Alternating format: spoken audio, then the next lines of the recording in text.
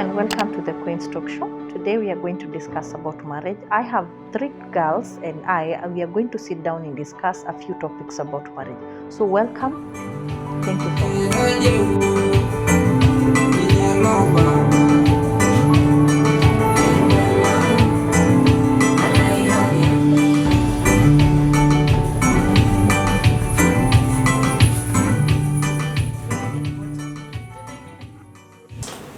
Welcome, my ladies. I'd like to hear from you first. Tell us your names and we'll go on from there.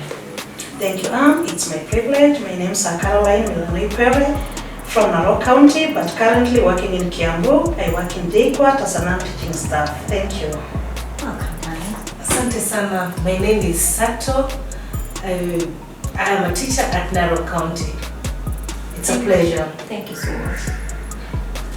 Thank you. I'm Jacqueline Sopiato from Narok, business lady. Thank you, my ladies. I'm very happy to host you guys. Thank you so much for coming. So today we needed to discuss a little bit about marriage. Marriage has lately been chaos, especially on ladies. So today, first of all, I wanted to start on the topic of fantasies. Most ladies, they have a few fantasies about marriage.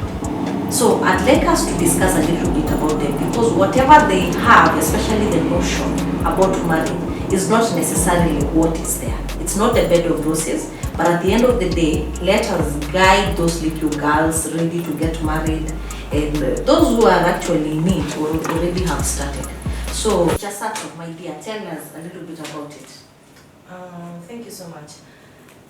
You find that fantasy comes in this sense. When they are dating, the relationship is quite different. You find them having lots of time together. Yeah. You find they can have a whole day, they stroll, they party together. True. But now when you come into marriage, it's different. As a lady now, you get to have the wife tasks. Yes. You have to stay home. Yeah, Maybe during your dating, you are having your takeaways, you could have your dinner out, you could have your lunch meals out. Now it has come time, now you are in the house. Yeah. You have to do the laundry, you have to do all the house chores. Yeah. And now the lady now feels like things have changed. Yeah, she feels trapped. But things have not changed. Yeah. You're now in a different session. Yeah. You're in courtship, now in marriage. Yeah. Again, at a later stage when the baby comes in again, you find that the lady misses part of her friends, part of her life, herself. Yeah.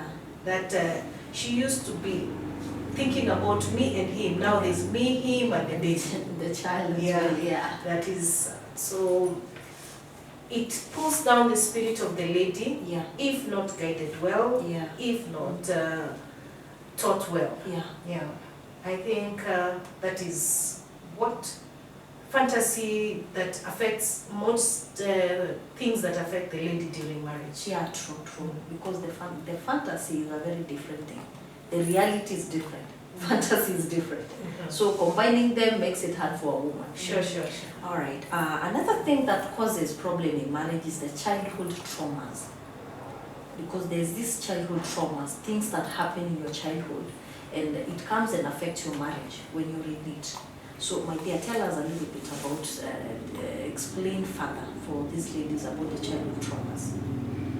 Okay, I think also family backgrounds, from the family background, that is one of them. Yeah. Maybe the child has grown up in a family where there was fight every time, alcoholism, drugs, so many things. I think it really affects the growth of that child from childhood to marriage to the steps in life. Especially maybe if you come from a family where there's always fight. Maybe the mother and the father, there's always a fight. There's no peace in that house. Maybe because of the husband maybe takes a lot of alcohol. Maybe he comes late at home, the children are slept, and over the night there's fight. I think it really affects the growth of the child. So when this child maybe is a lady, anakuja sasa anafika mahali anaolewa, anakumbuka. My mom could not sleep, we had fight. Is this the same thing I'm going to expect from this? This the same thing I'm going to get from this life? Then it also brings fear. It also even fear getting married.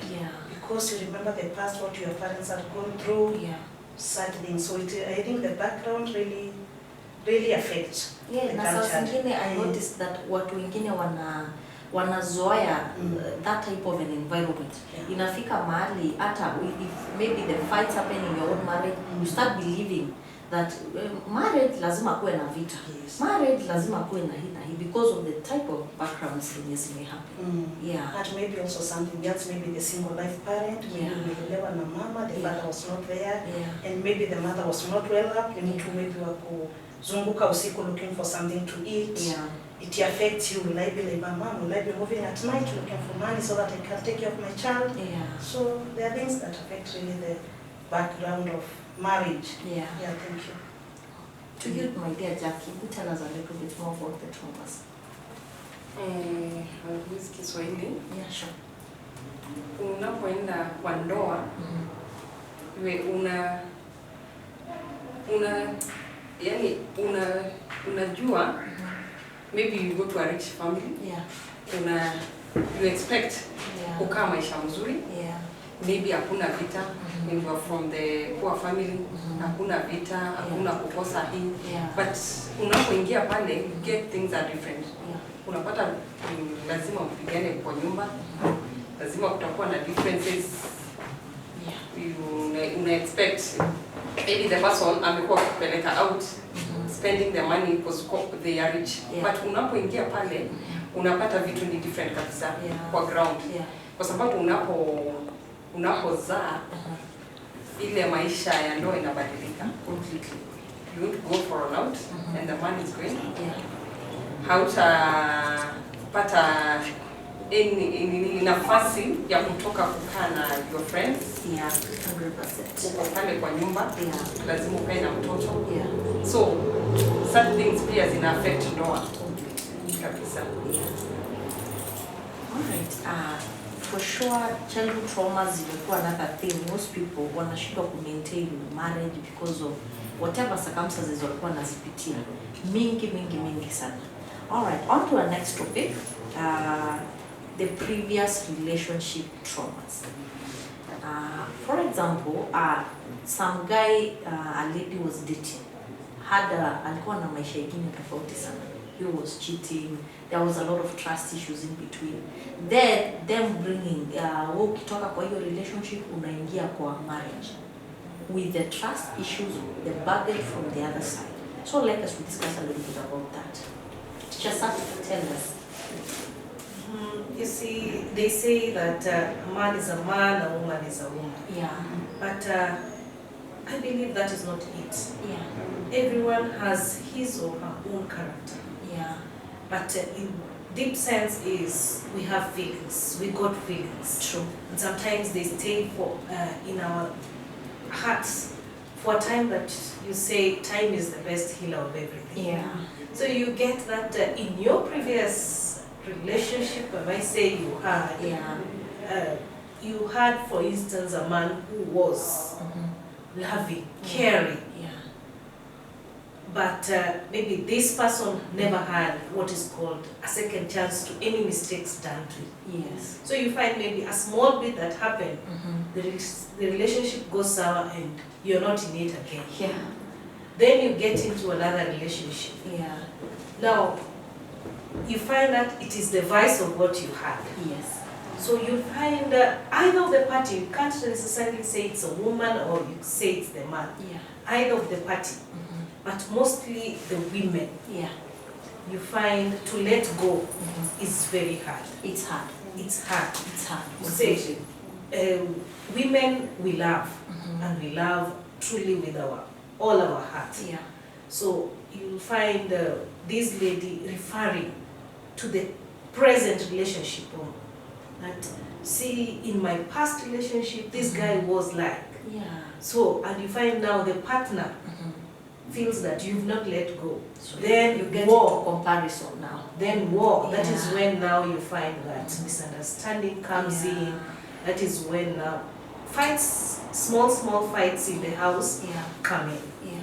Because Yeah. mostly the expectation you have is quite different. Why is this man not the same as the other guy I was dating? Sure. So the problems comes in because unashindwa kai huyu wake akai kama ule mwingine Ule kabisa. mwingine. Then you start telling your friend marriage yangu ni mbaya, but the problem is actually you. You are literally comparing these people. Na hakuna A inakuanga exactly the same na B. Even the shapes are different when you look at it. So for Lakini pia unapata maybe you have stayed with this man even for 10 years. Yeah. Alikuwa this is the man ulikuwa na yeye, amekuja amekuoa, alikuzoesha, unaenda out. Yeah. You take a shower together. Yeah. Mnafanya vitu kwa mingi pamoja. Yeah. But unapozaa vitu zinabadilika. Completely. Because I think huwa inaanza kubadilika unapozaa. Yeah. Mwanamke akizaa mambo yote inabadilika. Yeah. Unaanza unapata the man yeye anaoga ametoka, umebaki pale. Yeah. Ile out imekatika totally. Yeah. No more going to out for an out. Yeah.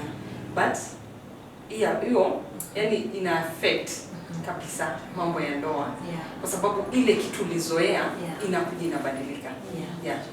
100% by the way. Coming to especially kuna tu marriage has stages. For me that's what I believe. Sure. It has stages. Inafika mahali you go to first stage something happens. Second stage something happens. So always be ready for any stage at the end of the day.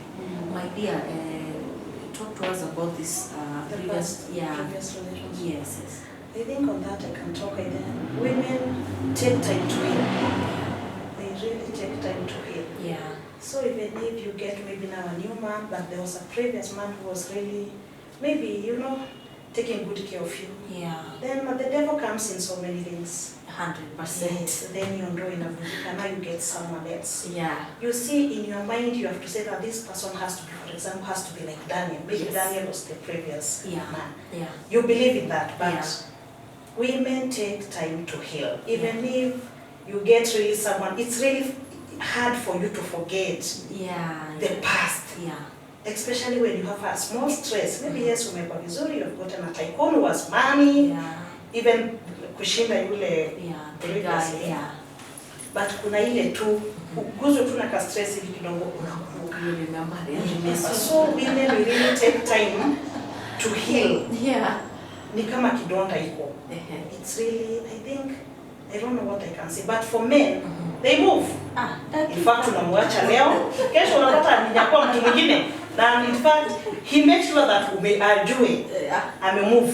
100%. Yes. So I think for us women, we really take time to heal. Yeah. Na tunaendelea tuna hiyo kidonda, na hiyo Yeah. kidonda, na hiyo kidonda. Yeah. Then something else also the kids. Yeah. Maybe if you had kids with the previous man, Yeah. now you get another man. People are different. Completely. Like the tribes, kuna wale wanapenda watoto. There's someone who cannot marry with maybe a child from Meru. Yeah. I think it also, now unaangalia sasa, how am I going to have another man with his kids? Kuna yule hatapenda. Yeah. Some even of them, if you have a girl, it reaches a point sasa wewe unakuwa bibi na mtoto. Yeah. Yani, men, I think, previous it really affects marriage. That's what I can say. Yeah, it does. But I think for women, we need to pray hard, even if you want to move to another relationship. Yeah. But I think kids first. Yeah. If you have kids, I think what I can say is take care of your kids first before really thinking to move into another relationship. Yeah. And another thing I think for people, especially ladies, if you're getting in another relationship, the best thing to do is lower your expectations first. For example, if you're being spoiled in the other relationship, make sure in this one, first wait. Do not lift your expectations to a level that maybe the guy you're with cannot even get half of whatever you're expecting. So as long as you were in a previous relationship, once you get into marriage, the best thing to do is, I think, just slow down. And also learn. Yeah, learn and know him. Yeah, give this man a chance. Because you've already decided, ninaingia hii marriage. And once you get in, it's a deal done. Yes. Take whatever you get, wanasemanga whatever you get is. Okay. But at the end of the day, I think for young ladies out there, the expectation unaingia nayo kwa marriage is not really what you'll get in there. Sure. Lower your expectations. If you are ulikuwa spoiliwa and you know you're getting married to a person lesser than the other one, lower your expectations. And change You will must be be happy there. married. True. Maybe another thing is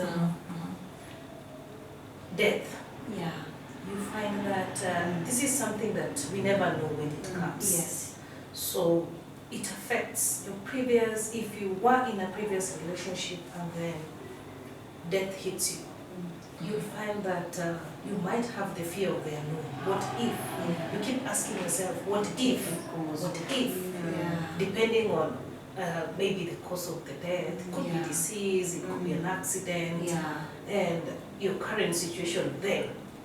Yeah. So it also affects so many women out there that you've lost your partner in such a scenario. We find that it will be very hard, especially if someone was very young in marriage, to move on, to let go and get to the next relationship. True.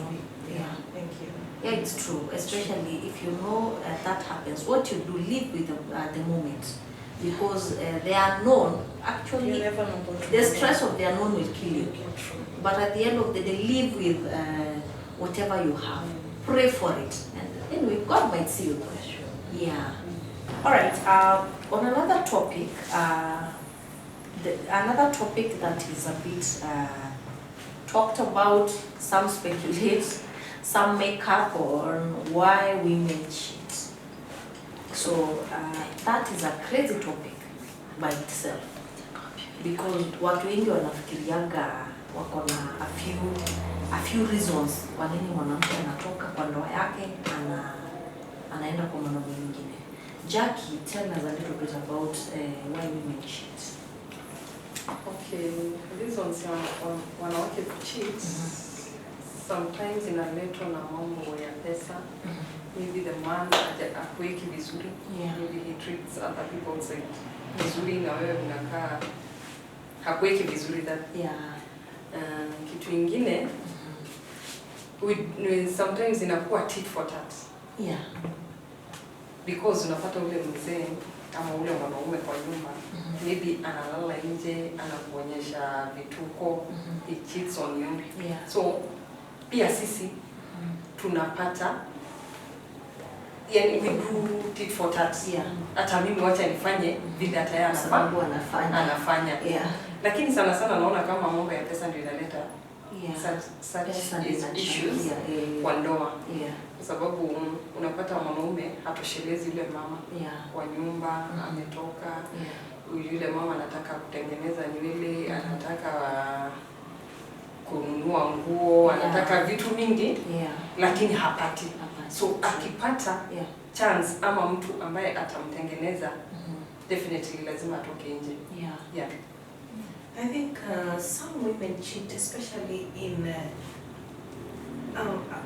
can I call it a later stage of marriage, is influence. You find that they're influenced by other women. That if bad advice, I can call it, that if you do this, your heart will be at peace. If you feel he's doing that, like Jackie's calling it revenge. Is your husband cheating? Sometimes you need fire to put out fire. So you say, anadanganya, we go to that lane. Are you saying that? Let's try. Let's try. Sasa zingine, others do it kwa sababu ya tamaa. Maybe fashion. You know, women, we love fashion. There are these things we love. We say, I want to be all my friends, all the circle of my friends. They all have this. My husband is not able to do this. What do I do? Maybe if I go to this, I go an extra mile, I will be able to get all that I want. True. I think for me, I can add on what my friends have said. I think the first major issue why women cheat, I think it's satisfaction. And satisfaction comes in different angles. One, yes, it could be money. The other one, I don't know how to phrase me. I can say bedroom matters. I think that is one of the major why women cheat. Yeah. You can have money, you can treat this woman, you can make her queen, but you are poor in bed. Yeah. Automatic, yes. Automatic, this woman will go and look for another. Yeah. I think that is the major why women cheat. Not it might not be money, yes. Money might influence, Yeah. but love. And I think that satisfaction, Yeah. if you really, not really when love, Yeah. you might just be poor in bed, naturally. Yeah. And you know mwanamke kuvumilia certain hata kuambia because yes anakupenda, you're the father of the kids, Yeah. anataka kuficha hiyo aibu. Yeah. The only thing anaweza sema acha nitafute Yeah. chakula ingine nje Yeah. kidogo, Yeah. but I still maintain, Yeah, I true. still maintain this man. Yeah. I think satisfaction, that is the major reason why Yeah. women cheat. Something else maybe what you can say, wanawake huwa we are cheated by our eyes. True. Unakaa unaona, hey, huyu ameshinda mzee wangu kabisa, huyu wacha nijaribu. Yeah. Then also friends. Yeah. Friends can make you move Yeah. out of your marriage. Yeah. Unaenda nje. Friends, Yeah. you can go kuambia, today no, umezoea kukaa kwa hii nyumba kulala. Let's Yeah, see a change yeah. outside. So also friends can make a woman go out. Yeah. You go for a day, you taste the fruits outside there, one higher. Kumbe mimi nakuanga bongolala. Yeah. And there is some honey outside. Yeah. There. Yeah. Yeah. Very, very true. And in some cases, I realized there's a lady, I think, from a different town. I won't be able to mention her. This lady, I was sitting with her one day, and she has been talking to a few phone calls. And until I asked her, hey, ni nini inaendelea? Iko vita, are you okay? And then she just told me, I'm talking to a different man. I'm like, okay, why would you choose to do that? She's telling me, imagine ananipeaga mimi 500 na bwana yangu hata 100 hawezi nipatia. I'm like, and did you think of the consequences? 500 itakusaidia with the consequences, you know, unapiga hiyo hesabu pia. And she just told me, hiyo siku ikifika no, but at the end of the day, for now I'm living at the moment. And actually the husband is quite a wealthy man. So you realize that kuna wanaume wana pesa, they treat other women outside. Lakini hata bibi yake kwa nyumba kumpea shilingi 10, it's like hata hiyo 10 unapeleka wapi? So you realize that thing inafanya mwanamke atoke for a very little amount of money. That's not even a haiwezi kutosha. If you try even go out, buy dress, clothes, nails, hiyo 5k itaisha halfway. You won't even be able to finish with it. But for ladies, I think anything that, even if it's small, mtu anatoka nje for it. So it's very, very hard because you kuangalia, there's a lot of factors yenye inafanya mwanamke atoke nje. And maybe to add on that, you know, men are jealous. Yeah.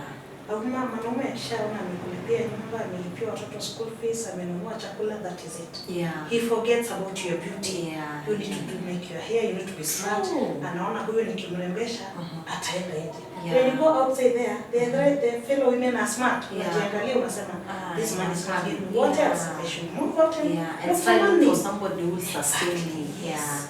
Yeah, that's very true. And most ladies, I realized, wanakuanga, by the way, especially when it comes to fashion, anakuanga depressed because hajapata ile nguo yenye mwingine amepata. Na akienda kwa mzee, tafadhali yake ninunulie nguo. Mzee anasema, mimi sifiki hiyo bei. Unaendaka wapi unanunua nguo mingi? Ama hata unavaa hiyo unapeleka wapi? Unavaa ukienda wapi? Yeah, exactly. Because sometimes it's not about unavaa ukienda wapi. Men have to understand. You need to look good. It's not because you're going to impress a man. Yes. You are a woman. You need to look good at the end of the day. So lazima tukuwe na kitu ambayo itakufanya comfortable. But ni mashida mingi. Saa zingine nashuku wanaume watawezana na hizi shida. Because women will end up cheating for, kama you talked about the lady mwenye akona kila kitu kwa nyumba. But when it comes to bed matters, atatoka. You are umenunuliwa gari, the plow is there waiting for you, all the dresses, all the expensive dresses, you have food, you are living in a mansion, Yeah. but now where you expect to get love is from that bedroom. Yeah. Poor. What do you do? By the way, kitu ingine is love. Somebody comes in, hata hajali how you look. Ile being appreciated kidogo. Mwanaume anaingia, hey my wife, today you look good. The appreciation. Now you come in ni sura ngumu tu kwa nyumba, and then you don't really appreciate your wife. Akitoka nje ana appreciatiwa na mtu wa kibanda. You'll find out your wife has eloped na mtu wa kibanda. You won't believe it. So they really have to upgrade on even appreciating a woman. Just a And little and bit. also time, just to add on that, Yeah. also time. Time. Your man should give you time. Yeah. Sasa ikiwa anafanya kazi maybe from 8 to 5, Yeah. akitoka kazi ameenda kukaa na wazee. Yeah. Even the kids wanamsahau hata shule because maybe anakuja saa 6 usiku, you already asleep, umelala. Yeah. You see, unashindwa sasa, huyu ni mwanaume kweli wa aina gani ama ni sanamu kwa nyumba? True. Yeah. So time also. Yeah. Hata weekend hana time yako hata kuwapeleka out na watoto. There's no that time. What do you do? True. Yes. True. Sure. And another thing that makes women have a side relationship is if you're in marriage and you're in long distance relationship. Yeah. And you find that your partner maybe comes in during Christmas festive, Yeah. and that is it. The entire 12 months, Yeah. the gentleman is absent in the house. Yeah. So you'll find automatically. Yeah. The lady And goes you're out. with people, Yeah. they are this storytell, oh, today my husband did this. Yeah. Or you find yourself, the devil is a liar, they may call it, Yeah. but this absenteeism has triggered it. Yeah. Yeah. So you should, when you're in marriage, try and find time for each other. Yeah. Yeah. Even if it's work that is Yeah. keeping you apart, Or you visit each You other. visit each and- other. Yeah. Yeah, At least to because- make sure there's. their off days, their leave days. Yeah. Yeah. Okay. Pia kuna hii when you're smart, Yeah. the man hakuna siku ata appreciate. Yeah. Lakini ukitoka pale nje unaona everyone is Appreciating you. mtoto hata na mtu tu unaona mtu anaona yuko smart. But your man How old is he? hata ukivaa nguo fupi ataenda apende mtu ako na nguo fupi, lakini ukivaa nguo fupi ni stress. True. This dress is short. Yeah. At least badilisha ukae vizuri. Yeah. Hii trouser inakushika zaidi. Yeah. Badilisha ukae. But pale nje akitoka ataona the other people are smart. Yeah. So pia hiyo iko na challenge. Yeah. Trying for happiness somewhere else. Yeah. Very true. Very true. All right. On another topic is the red flags or the dangers women face in marriages. So I'd like us to discuss a little bit about that, because most ladies are dead by now, long gone. That if they have actually, or if they knew the red lights that came about, wangekuwa saizi alive. So tell us, Teacher Sato. Women, we tend to cling to even the most painful thing that we have, for the sake of the love, for the sake of the children. So unapata mwanamke yale anapitia nyumbani kwake ni mengi, lakini ameshikilia tu kwa sababu gani? Niitwe mke wa fulani, niitwe niko na watoto wa fulani. So unapata sana sana kitu kibaya kabisa kwa ndoa ni kukatalia kwa hiyo ndoa. Na unapata in that marriage the man is violent. I tell you, there are people in marriages out here that they live with men who are very violent. And this, it not only affects you as the woman, it also affects the children. So I think in times of a violent man, I would advise women out there that is a let go time. Let go. People beat each other and they are dead. We have buried people out here because of clinging into marriages. Another thing that you should say, like several warnings. Mmeka kwa kikao nyumbani. Others have been taken to the law courts. They've taken the legal way. They have gone to courts, and you're still in it. That is where you find, oh, someone has disappeared 3 days. There's a body found somewhere, and then you find that body is the same body that was announced 3 days ago that it was disappeared. The love triangles. Oh, they say sometimes there's this thing out here we say, if you want to shut a woman's mouth, use another one. So if you find yourself in such a situation, a love triangle that is not detaching, still there, also feel you should think twice. It's a time to never think Yeah. and just decide. Yeah. Yeah. Very, very true. Yes, my dear, tell us about. Hapo nikichangia, naweza sema sisi wanawake huwa tunajidanganya mvumilivu ulamivu, Yeah. but hiyo mbivu hatuipati. Yeah. Kwa sababu unakufa ndani, unavumilia. Yeah. Ukisema watoto wangu, especially ukipata mahali the man is the breadwinner. Yeah. So una say, Yeah. if he's not there, you will not eat. Yeah. If he's not there, the rent will not be paid. Yeah. If you're not there, you will not even breathe. Yeah. Because expect kila kitu. Yeah. Automatic, this man will mistreat you. Yeah. Na wewe unataka kuvumilia kwa sababu unaona hakuna sina lingine. Yeah. Nitavumilia tu. Yeah. Hapa because hawa watoto nikitoka sina kazi. Yeah. Sina hawa watoto itakuwaje? So hata kukupiga atakupiga, unavumilia. Yeah. Secondly, you cannot speak up. Yeah. Because pia hata maybe anakuthreaten. Yeah. Ikisikia hata umpeleke mambo nyumbani, Yeah. inakumaliza. Yeah. And that is why unaona kumekuwa na vifo mingi ya wanawake kuuliwa. Yeah. Kuna hiyo threatening in marriage. Yeah. So for me, hiki mtu akikuthreaten mara ya kwanza, ya pili, ya tatu, just move on. Yeah. And God will always provide for those kids. Yeah. Because hata ukiacha watoto nyuma, maybe they'll be the next victim. Yeah. So women we learn, even share with a friend. Yeah. Just a friend ama anyone when you know you're so close. True. Kuliko kuumia hiyo vita ya usiku. Wanaume sometimes they really take advantage of women. Yeah. Hata akiwa na hasira na wewe ataweza kuja ajifanye ni mlevi, akupige, kesho akiuliza anasema nilipiga, hii sikuwa najua nilikuwa mlevi, but it is intentional. They have to apologize. Yeah. And for us And women, then I think we are so lenient. Kuja kuambia my dear, I'm very sorry, yes, it's about tunaingia tu box, Yeah. life continues. After 3 days anakuwa tena mbaya. Yeah. So I think the best thing is to move. Yeah. Either to move or speak up. Kama unaumia, just look for a friend, Yeah. share a bit of it. Yeah. Of course hata kama utasaidika, kuna ile kidogo mawaidha utapata. Yeah. I think tunavumilia, tunakufa na kifo ndani because unaangalia watoto. Yeah.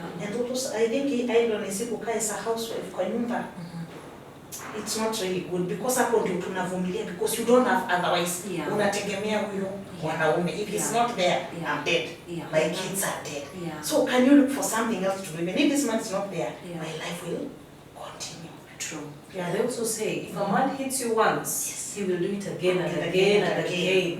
Yes. So It will be a continuous. it is. If a man lays his hand on you, Yeah.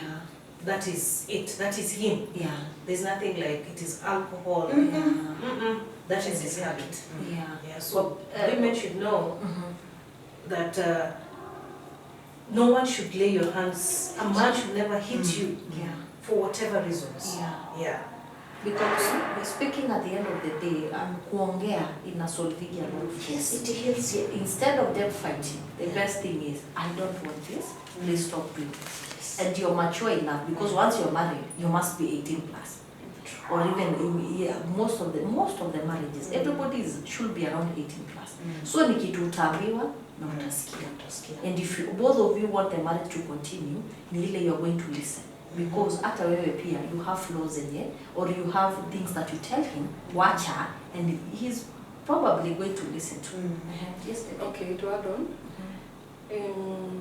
usivumilie vita kwa sababu mtu anapokupiga ni kama amekudharau. Yeah.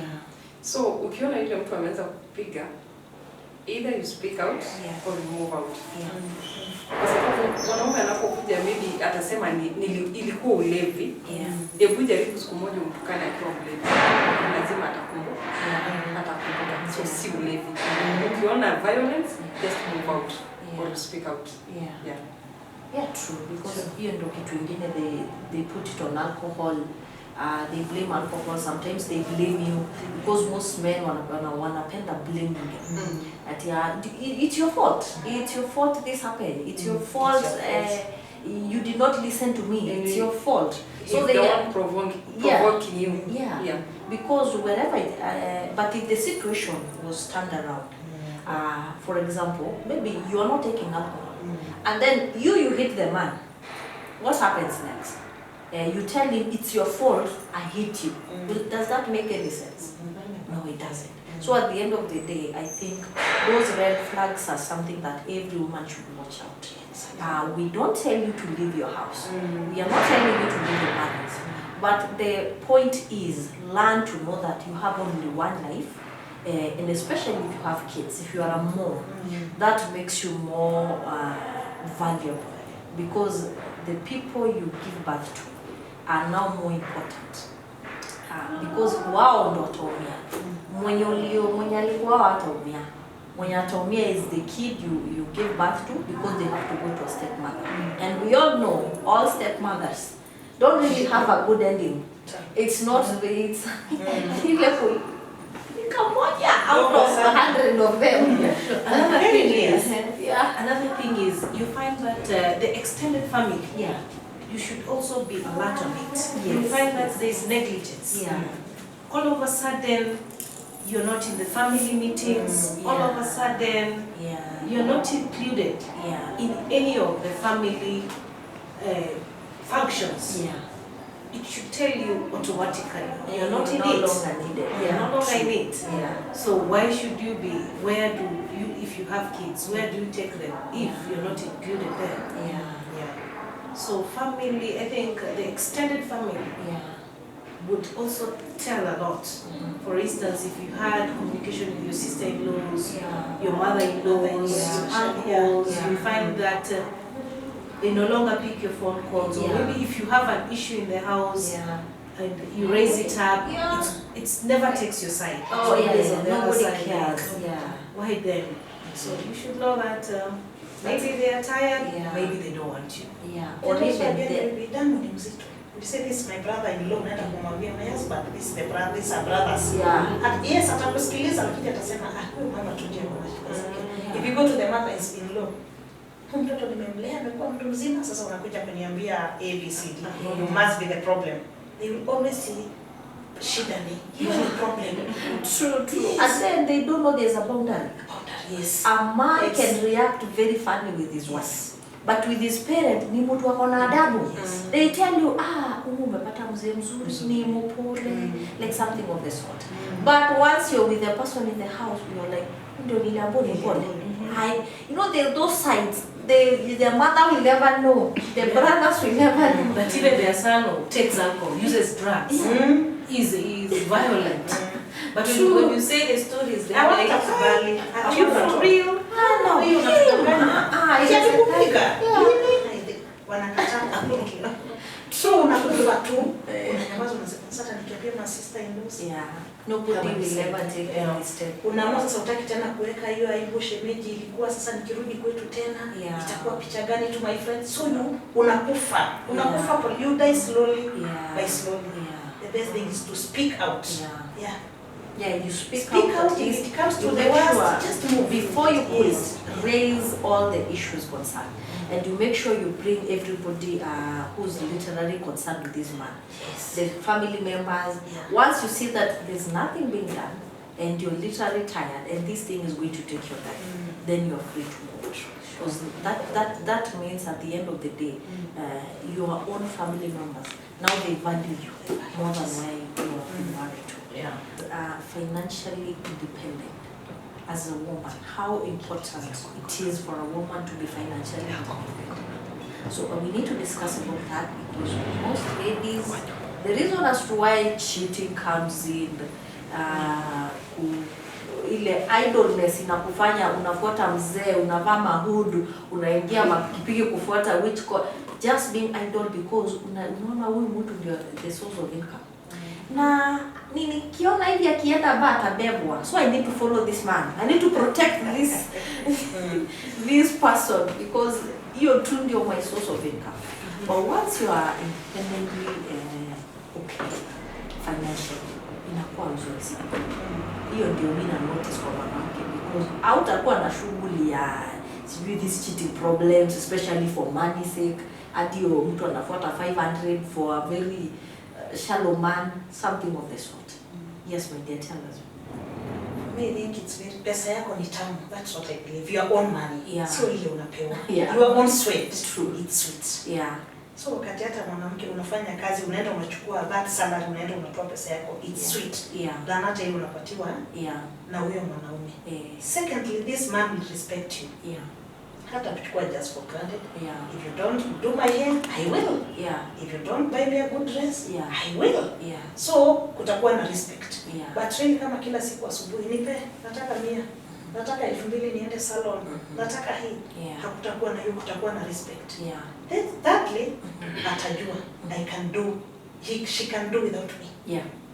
She can do without me. Yeah. Ile unakuwa housewife, huyo mwanaume anaona sasa huyu ana kazi. Hakuna mahali So hakuna mahali ataenda. Yeah. Ni mimi anategemea. Yeah. But kama uko unasema huyu hata akitoka hapa na watoto wangu, huyu ataenda anze maisha yake. Yeah. Na endelee. It's very important. Yeah. But wakati uko na pesa yako, Yeah. you are really even proud of yourself. Hata Yeah. ukitembea, wengine wanasemanga huyu amejiweza. Yeah. Yeah. So I think it's really good, even if you are married with a tycoon, Yeah. can you have something little that give inakupea shilingi yako. True. Yeah. Na unapata now after you build even a family. Unajua unamotivate huyo mwanaume anaona huyu hata nikimrushia milioni 3 Yeah. ataendelea kujenga. Yeah. But sometimes they look at us, anasema huyu kazi ni kunyumba. Haizi fikiria niambie nimfungulie hata supermarket ama salon tusaidiane. Wanakubeba kama mjinga, lakini ukionyesha mwanaume I can do this. I can do this. You also access his money. But ukiwa tu ni kukaa kupatiwa ya chakula, utasema huyu ni atumbo tu anataka wacha akae nyumbani. Akae nyumbani, akae kwa nyumba nimulishe. True. So I think it's very important for a woman to have kuwa tu na yako kidogo, just in case of anything, even if this man is not there, my life will continue smoothly. Very true. Me, what I would say is I'll pull it back kidogo and say like times have changed.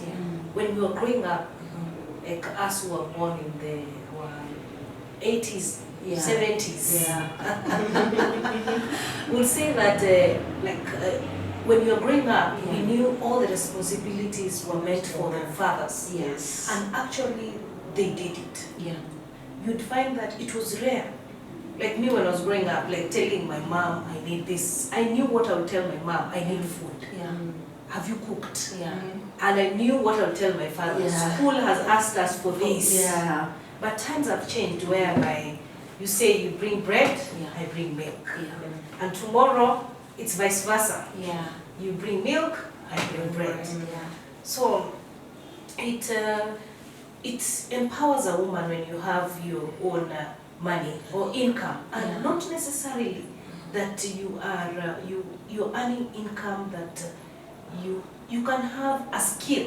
Yeah.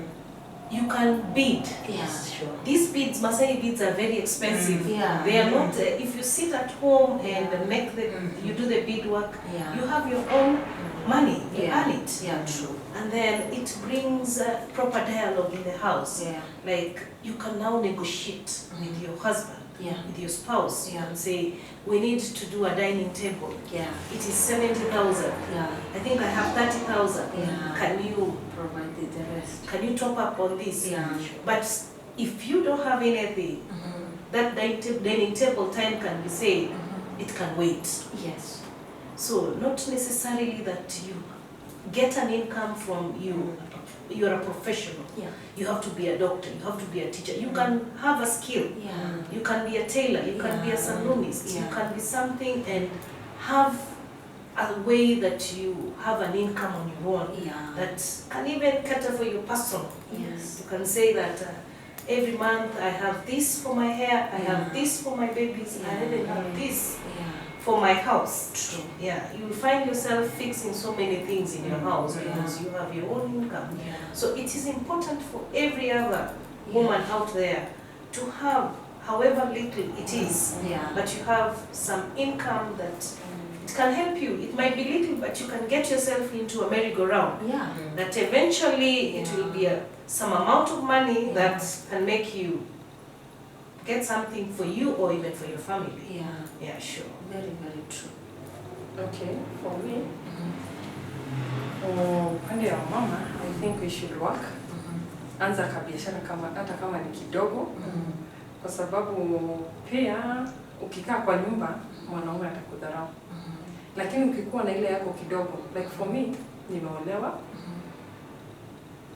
by a teacher, but siwezi kaa kwa nyumba nimtegemee. pia mimi huamka, kwa sababu unapata mara mingi watoto hata wakikuja kwa nyumba they tell the mother I need this and this and this. Na ule mwanaume akisema sina pesa, yule mtoto ataenda shule bila kalamu, ataenda shule bila kitabu. But whenever mama anatoka, the family is good. Watoto watakaa vizuri, even the man will respect you. That's very very true. Na vitu zingine naonaga ni in case, for example, a man passes you, you've not established yourself. That is when begging starts. That's when ladies end up being prostitutes, because trying to make sure ukiingia especially kwa marriage, you have now this person. Unamwambia you have this small project, please try to empower me, because itanisaidia whether you are there or not. At least if I have the, for example, you said about skills, I have this, support me on this, let me try and do it, because once you have skills, you're good to go. Or skill on something, you're good to go. Utasonga mbele na itakusaidia sana. Actually, I saw a post juzi, it was saying that if you don't empower your wife, once you're dead, your children will be maids in your own family. Because they won't take them as nini, because unajua watakuwa wanaona wanasema amekuja kutafuta school fees. Wanaona mtoto hata ameenda kusalimiana kwa boma, they start saying huyu naye leo ni chakula hawana ama nini. But once at least as a man, teach your wife to do something. Bring out something. There's always something good in a person. Bring that thing out. Teach her how to do business. Teach her how to do this, because itasaidia mtu once you're not there. Because atuishi wote kama milima. You might as well one day go. But all in all, a woman should have something of her own. Another point is ukiwa, for example, umekuja umeachana mtu, ulikuwa na watoto, the man decides to abandon all the responsibilities and cheats on you. If you didn't think of something while you are in that marriage, what happens next? Hapo ndo shida zinatokaga. You find there are so many people, itakuwa Another thing is the latest thing that has come up. The law. Nowadays, if you divorce, you will only take what? No, you only take what you came in that marriage. So if you only brought time in that marriage, so you go with your time. So it's important that you have to put something in that home. So that we are praying. We are not saying that people should divorce so that they go with something they have brought. Sometimes that happens. You find that you have something to walk out with. And you know how men can be sarcastic. Watasema si sheria imesema mtu aende na kinyali nini, wewe ndio uleta watoto. Sasa hivi the children, ukienda ile for children support, hata kama mjata, it's a 50-50 deal. It's no longer it's a man's responsibility. Unaambia ukiamwelewani, wewe lipa rent, wewe lipa school fees. You are not working. Sasa hapo ndio mwanaume anakugonga anasema nimemweza 10. Yes, because anajua huyu rent hawezi pata. For example, school fees hawezi pata. It's all na ile saizi the law has literally favored men. It's not like some time back. Wanawake wameachwa kwa mata. And actually it teaches you a lesson. Do not give birth of your when you know you don't even have a coin on your head. Make sure you unazaa moderately. You make sure kiasi saizi toka how can I sustain these kids? What can evil? But bringing kuzaa tu ovyo as a lady, well, just plan your life because pia economy imekuwa true. If really kama ni mtoto mmoja wawili, unajua how just in case of anything, unakaa because really we are in hard times completely. This time unapata hata chakula bei imepanda, shule zimepanda, literally medicine zimepanda, even a man needs help there. At the end of wanajua if you have something, huwezi kwa salary yote inatoka inaweza cater for all the problems, but there's something called saving. Kitu yenye something for the future. So ni ile if you bring in yours, I bring in mine tukiangalia nini itatutosha hapa, nini itabaki, nini tutasave. Hiyo itasaidia the family goes ahead na mnaendelea tu sawa. Then sometimes maybe wewe ndio ulizaliwa peke yako, maybe bado hata ukiolewa, you are the one who's supposed to take care of the siblings, but your parents. Kila saa kuambia mwanaume, mama hapo na hivi kuna pesa inatakiwa, you know, atachoka. But you really have something. Hata umwambie, send your mom, you mention your sisters and brothers back at home, wanakula, wanasoma. True. Yes, it's very important. Yeah, that's very true. At the for the last topic, we need to give advice to these girls trying so much to get into marriage. Wao wanawake wengi sasa wanataka kuolewa, they need to have a name. They just want to be associated with a man for status sake, for money's sake, for everything. What is the advice that you tell women? Marriage is a beautiful thing. It is an amazing thing. But like what we said, the expectations that you come in with should be limited. Yes. And give some room for disappointment. That in case this happens, I am stable enough to pick up my pieces and continue and move on. Another thing is, you see somebody in marriage for 15 years. They're saying they're celebrating their 15th anniversary. That is 15th anniversary of tolerance, patience, forgiveness. And then little love comes in. So don't say like if you see your parents have been married for 40 years, they have tolerated each other, they have forgiven each other several times. Like the Bible says 77 times 70. 7 times. So when you get into it, just know, like they say, it's never a bed of roses. It's not. There's so much into it. But all in all, it is a beautiful thing. That you should. When you get in, say you're not going in. There's one person who was saying that don't go there and say you have the ring. Go there, you have the man. You could be having the ring and you don't have the man. The man is short. True. Thank you so much. Yes, Jackie, what advice would you give those ladies trying to get into marriages? Ndoa ni mzuri, lakini pia inahitaji uvumilivu. Kitu kingine, had a lady, no, they were girls, 2 of them. They were informed tu, nikawaambia, tafadhali msiolewe saa hii. At least mumalize shule. He told me, wacha tuonje mmo. Yaani umeonja hata sisi tuonje. After kuzaa, they have suffered. Wanataka kurudi shule na hakuna reverse. So, mimi advice yangu, ndoa ni mzuri, itakutengenezea jina, inahitaji uvumilivu, lakini think before uingie pale. Yes, my dear, what advice would you give those ladies trying so much to force themselves in there?